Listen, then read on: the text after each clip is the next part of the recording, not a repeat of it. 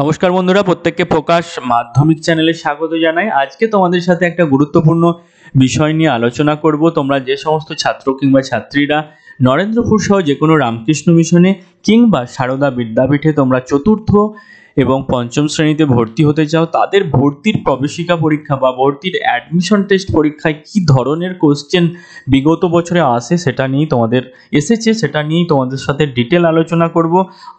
এবং আজকে তোমাদের সাথে আলোচনা করব এক কথায় প্রকাশ করো প্রশ্ন নিয়ে, যেগুলো বিগত বছরের তোমাদের রামকৃষ্ণ মিশনের পরীক্ষায় এসেছে। সেখান থেকেই তোমাদের সাথে আজকে কিছু প্রশ্ন নিয়ে হাজির করেছি। এগুলো ডিটেল সমাধান আলোচনা করব। তোমরা পুরো ভিডিওটা মনোযোগ দিয়ে দেখতে থাকো, আশা করি তোমরা কিছুটা হলেও হেল্পফুল হবে। দেখো, আজকে তোমাদের রামকৃষ্ণ মিশনের এটা বিগত বছরের প্রশ্ন। কি তোমাদের এক কথায় প্রকাশ এসেছে দেখো। এবং এই যে কোশ্চেনগুলো, এগুলো কিন্তু প্রতি বছরই প্রায় তোমাদের পরীক্ষায় আসে। তো এই ধরনের এক কথায় প্রকাশ তোমরা যদি আরও পেয়ে থাকো, সেগুলো কিন্তু প্রত্যেকটা খাতায় নোট ডাউন করবে, আর সেই পোর্শনে এইগুলো কিন্তু নোট ডাউন করে নেবে, ঠিক আছে? তাহলে তোমাদের একটু প্র্যাকটিস করতে সুবিধা হবে, ঠিক আছে? দেখো, তোমরা প্রথমে লক্ষ্য করো, তোমাদের প্রথম যে এক কথায় প্রকাশটা এসেছে, কি এসেছে না, নদী পার হওয়ার জায়গা। এই যে এত বড় একটা লাইন রয়েছে, নদী পার হওয়ার জায়গা, এটাকে তোমাকে এক কথায় প্রকাশ করে বলতে হবে। কি হবে উত্তর? নদী পার হওয়ার জায়গাটাকে আমরা কি বলি?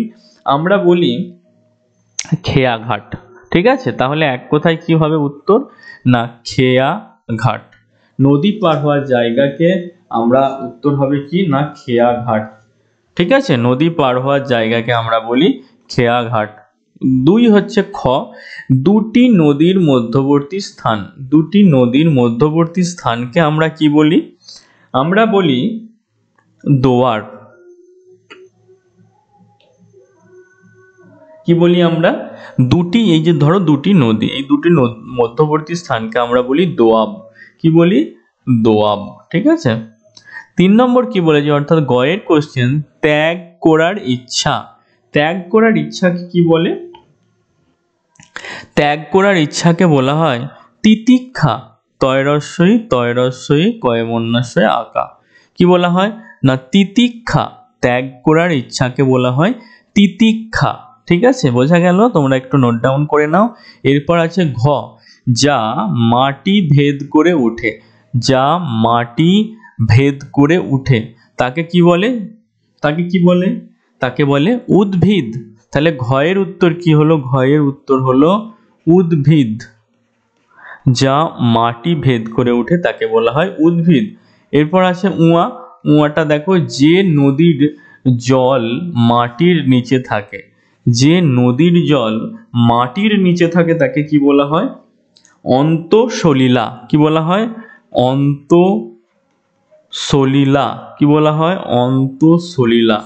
অন্তঃসলিলা, ঠিক আছে? এরপর আছে চ, দ্বীপে জন্ম যার তাকে কি বলে? দ্বীপে জন্ম যার তাকে কি বলে? দ্বৈপায়ন। দ্বীপে জন্ম যার তাকে বলা হয় দ্বৈপায়ন, ঠিক আছে? দ্বীপে জন্ম যার তাকে বলা হয় দ্বৈপায়ন। এরপর আছে ছ, 100 পাপড়ি যার। কি না, 100 পাপড়ি যার তাকে কি বলবো আমরা? যার 100 পাপড়ি তাকে বলবো আমরা শতদল। কি বলবো? শতদল, ঠিক আছে? এরপর বর্গের জ হচ্ছে বিধানসভার সদস্যকে কি বলবো? বিধানসভার সদস্যকে আমরা বলবো বিধায়ক, ঠিক আছে? বিধানসভার সদস্যকে আমরা বলবো বিধায়ক। ভগবান বিষ্ণুর শঙ্খ, এটাকে আমরা এক কথায় কি বলবো? ভগবান বিষ্ণুর শঙ্খকে আমরা বলবো পাঞ্চজন্য। কি বলবো? পাঞ্চজন্য, ঠিক আছে? এগুলো তোমরা কিন্তু প্রত্যেকেই খাতায় একটু নোট করে নেবে, আর বারবার কিন্তু প্র্যাকটিস করবে, তাহলেই কিন্তু তোমরা যে কোনো মিশনে কিন্তু অবশ্যই চান্স পাবে। তো আজকের ভিডিওটা এখানেই শেষ করলাম। যদি ভালো লাগে একটা লাইক করো, বন্ধুদের সাথে পারলে একটু শেয়ার করো, আর নতুন হয়ে থাকলে অবশ্যই সাবস্ক্রাইব করে আমাদের পাশে থাকা বেল আইকনটা ক্লিক করে দিও, যাতে সবার আগে তোমাদের কাছে আমাদের ভিডিওর নোটিফিকেশন পৌঁছে যায়। আর কোন জায়গা থেকে তোমরা দেখছো অবশ্যই একটু কমেন্ট করে জানিও, ঠিক আছে? অবশ্যই কিন্তু জানিও। তো আজকের ভিডিওটা এখানেই শেষ করলাম। টাটা, শুভরাত্রি।